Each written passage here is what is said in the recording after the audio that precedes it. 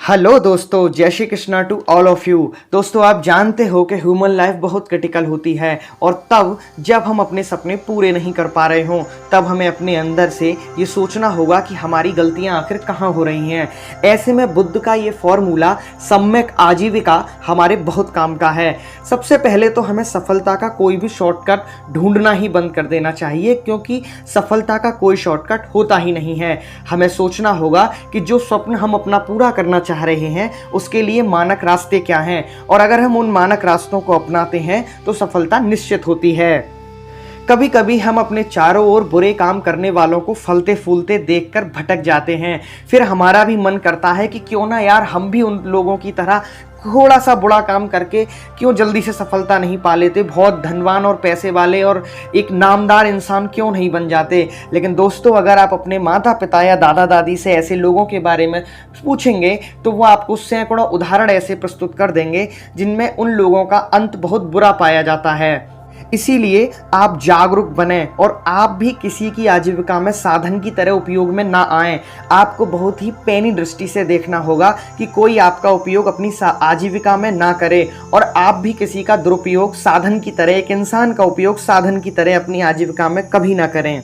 और इससे भी ज़्यादा जरूरी है दोस्तों, सम्यक आजीविका में कभी भी अपने मन का फैसला किसी दूसरे को देखकर ना लें, किसी से ईर्ष्या या होड़ में कोई संकल्प लेकर काम ना करें, क्योंकि इससे आपको सफलता तो मिल सकती है लेकिन आपको कभी भी सच्ची खुशी नहीं मिलेगी, कभी भी सांत्वना या सम्मान नहीं मिलेगा। इसीलिए दोस्तों, सम्यक आजीविका को थोड़ा सा बारीकी से देखें।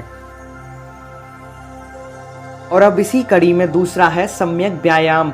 दोस्तों, दरअसल आदमी का स्वभाव भी ऐसा होता है, कभी हम बहुत मेहनत करते हैं और कभी एकदम निष्क्रिय हो जाते हैं। जब कभी भी हमें किसी के द्वारा मोटिवेशन मिलता है तो हम अपना एक कठिन सा शेड्यूल तैयार करते हैं और बहुत मेहनत करते हैं, लेकिन कुछ दिन बाद जब वो मोटिवेशन चला जाता है तो हम एकदम निष्क्रिय हो जाते हैं।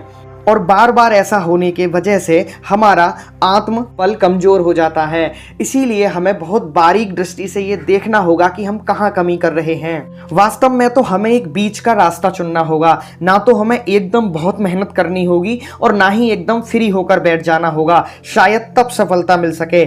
हमें अपनी मेहनत को अपनी दिनचर्या का अंग बनाना पड़ेगा। ये तो आप सब जानते ही हैं कि कैसे एक निष्क्रिय आदमी अपने सारे सपनों को और खुशियों को खो देता है, लेकिन क्या आप जानते हैं कि एक बहुत ज्यादा आवश्यकता से ज्यादा मेहनत करने वाला आदमी भी सब कुछ खो देता है। जो लोग दिन रात मेहनत करते हैं वे अपनी छोटी छोटी खुशियों से समझौता करते हैं और किसी बड़ी खुशी का इंतजार करते रहते हैं, जबकि ये सच है कि बड़ी खुशी इन्हीं छोटी छोटी खुशियों से मिलकर बनती है। जीवन के अंत में ऐसे ही लोग अफसोस करते पाए जाते हैं। इसलिए दोस्तों, आप थोड़ी गहराई से इसे समझना जरूर। और अब तीसरा सबसे महत्वपूर्ण है सम्यक स्मृति। वास्तव में दोस्तों, अगर आप देखें कि अगर आपके लैपटॉप और फोन से सारा डाटा अचानक से गायब हो जाए तब वह आपके किस काम का है, वैसे ही अगर आपकी स्मृति लोप हो जाए तो यह संसार आपके किसी काम का नहीं बचेगा। मैं यहाँ मेमोरी पावर की बात नहीं कर रहा हूँ, दरअसल मैं होश में जीने की बात कर रहा हूँ। अगर आपके पास होश नहीं है तो अथाह संपत्ति, मान सम्मान, धन आप नहीं संभाल सकते, आप उसे बनाए नहीं रख सकते। सिर्फ एक छोटी सी गलती आपकी पूरी लाइफ को बर्बाद कर सकती है, आपके सपनों को तोड़ सकती है। और ये सबसे आखिरी, सम्यक समाधि।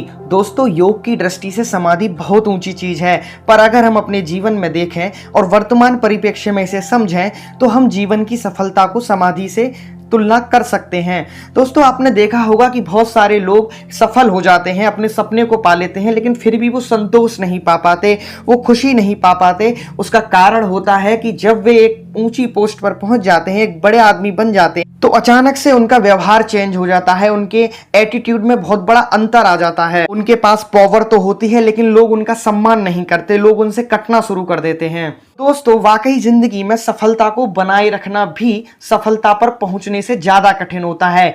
इसी को महात्मा बुद्ध ने सम्यक समाधि कहा है कि अगर आप अपने दोस्त या अपने किसी पड़ोसी या अपने क्लासमेट से बहस करके या ईर्ष्या रखकर कहीं कुछ पहुंच जाते हैं, बन जाते हैं, तो ये सम्यक समाधि नहीं होती। वास्तव में तो ये किसी के द्वारा करवाया गया काम है जिसमें आप चलते रहे। इसीलिए होश से जीना सीखें।